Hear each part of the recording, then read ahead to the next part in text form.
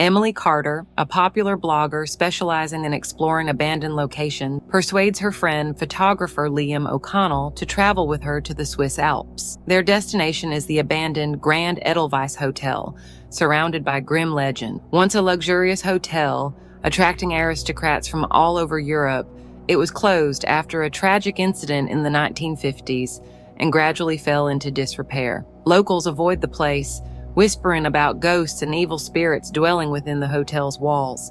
Emily, of course, doesn't believe in these tales, but hopes to capture thrilling content for her blog. Liam agrees to go, but remains skeptical. Upon arriving at the abandoned hotel, Emily and Liam are struck by its grandeur and decay. The interiors still bear traces of past luxury, but are covered in dust and mold.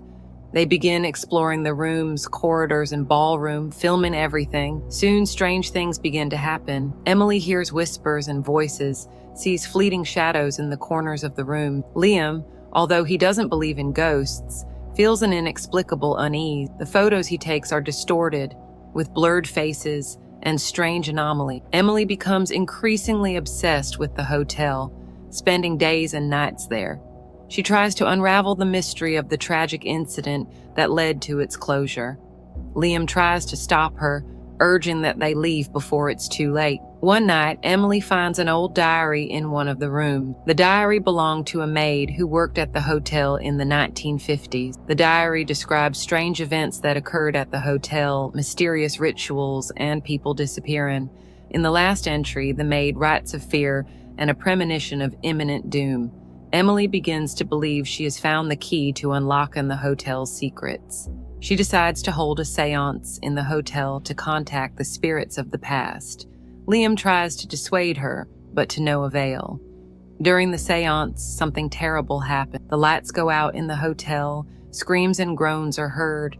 Emily falls into a trance and begins to speak in an unknown language. Liam is horrified and tries to stop her, but is thrown back by an invisible force. When the lights return, Emily is sitting on the floor, her eyes empty and crazed. She looks at Liam and says in a voice he doesn't recognize, "You shouldn't have come here. Now you will pay for your curiosity." Emily begins to pursue Liam through the hotel, trying to kill him. Liam realizes that Emily is possessed by an evil spirit dwelling in the hotel. He must find a way to save her and himself before it's too late. Eventually, Liam finds a way to exorcise the spirit, using an ancient cross found in the hotel chapel. The spirit leaves Emily's body, and she returns to normal. They both leave the hotel, vowing never to return. However, as they look back at the hotel from a distance, they see a figure standing in the window of one of the rooms, watching them. The figure waves at them, and Liam realizes that the evil has not been defeated. A young woman named Clara inherits an old house in a small English village called Greenhollow. Her uncle, whom she barely knew, left her the house with one strange warning: never go outside at night. Ignoring this peculiar condition, Clara encounters mysterious shadows that begin to pursue her. She learns that the village and its residents are tied to an ancient curse, and the house is the only safe place. But can she trust her supposed sanctuary?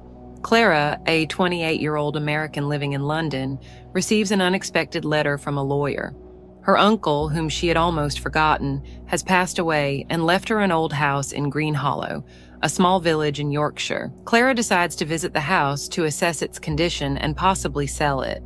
When she arrives, she is greeted by a village seemingly frozen in time: narrow streets, old stone buildings, and strangely quiet residents who watch her with suspicion. Her uncle's house is on the edge of a forest and looks grim, a two-story structure with Gothic windows and an overgrown garden. When Clara enters the house, she notices that everything inside is covered in dust, as if no one has lived there for years.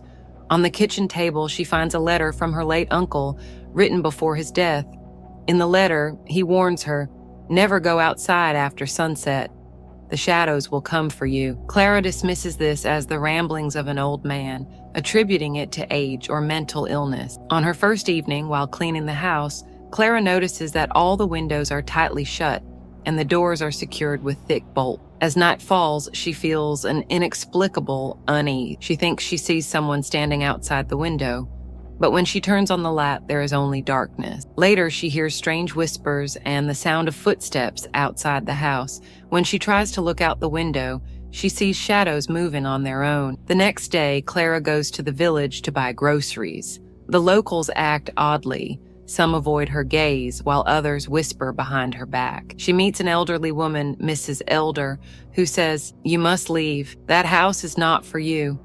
Your uncle knew how to protect himself, but you do not." Clara ignores the warning, but begins to wonder why everyone is so afraid of the place. On the second evening, Clara decides to investigate what happens outside at night.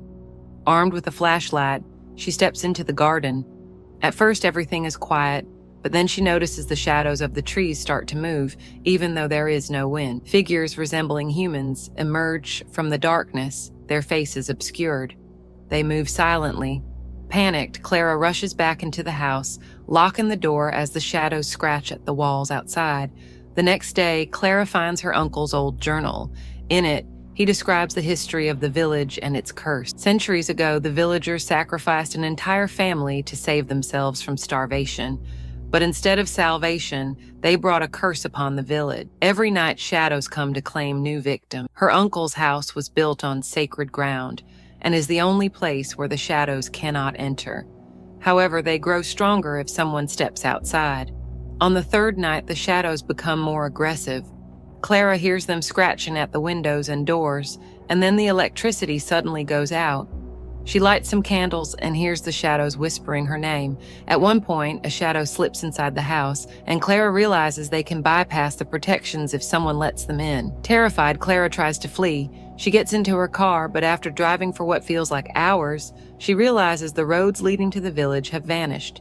She finds herself trapped in an endless forest with shadows surrounding her car.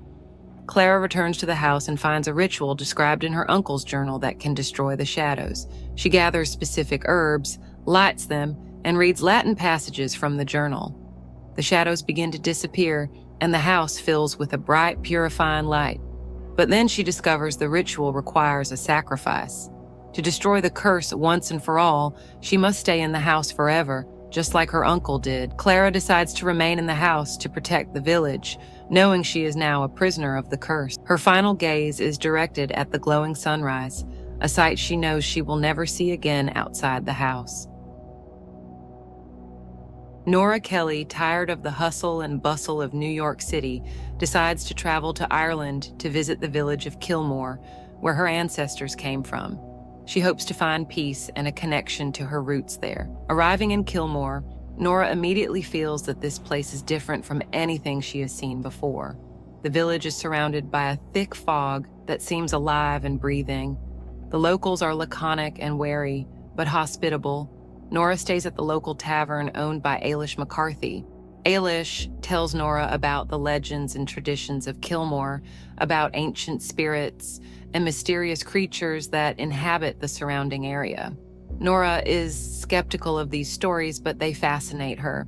Nora meets Seamus O'Malley, an old fisherman who lives secluded by the sea. Seamus warns Nora not to leave the village after dark, especially when the fog becomes thick. He says that eyes live in the fog, watching everyone who dares to disturb their peace. Nora does not believe these tales, but her curiosity gets the better of her. One night, when the fog envelops the village, she decides to go for a walk. She soon realizes that Seamus was right. In the fog, Nora begins to see strange lights that come and go. She hears whispers and quiet laughter that seems to come from everywhere and nowhere. A sense of anxiety and fear grips her. Suddenly, she sees them. The eye, two glowing eyes, hovering in the fog, are looking directly at her. Nora freezes in horror, unable to move. The eyes begin to approach, and Nora feels her consciousness leaving her body. She sees visions, ancient rituals, sacrifice, dark forces dormant in the earth. Nora wakes up the next morning in her room at the tavern. Ailish says she found her unconscious on the outskirts of the village. Nora tries to tell about what she saw, but Ailish dismisses it, saying that she just had a nightmare. However, Nora cannot forget what happened. She begins to investigate the history of Kilmore. trying to find out what is hidden behind legends and tradition. She discovers that the village was built on the site of an ancient pagan temple where dark gods were worshipped. Nora learns that the eyes in the mist are the spirits of ancient priests who guard this place and do not allow strangers to reveal its secret. She realizes that her arrival in Kilmore was not accidental, but predestined. Nora must make a choice: leave the village and forget everything that happened, or stay and try to unravel the mystery of the eyes in the mist, risking her life and sanity. In the finale, Nora, with the help of Seamus, reveals the secret of the ancient pagan temple and banishes the evil spirit. She finds peace and a connection to her roots, but remains forever marked by the experience of meeting the eyes in the mist.